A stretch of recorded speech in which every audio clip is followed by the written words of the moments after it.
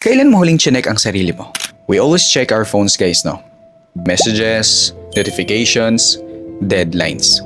Pero sarili natin, di ba?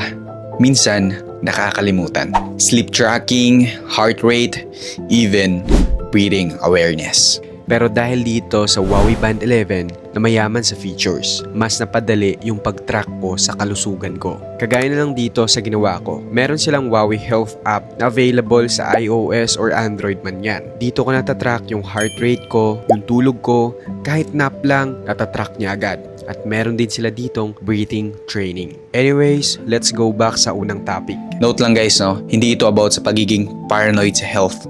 It's about being responsible. Napapansin ko kasi, when I started tracking my sleep, mas intentional yung pagtulog ko ng maaga. Mas calm din ako kapag alam ko na okay yung heart rate ko after a long day. Taking care of yourself isn't selfish. It's necessary. Kaya kung gusto mo rin matrack lahat, lalo na sa kalusugan mo, well, this product is for you. Ilalagay ko lang yan sa ating yellow basket.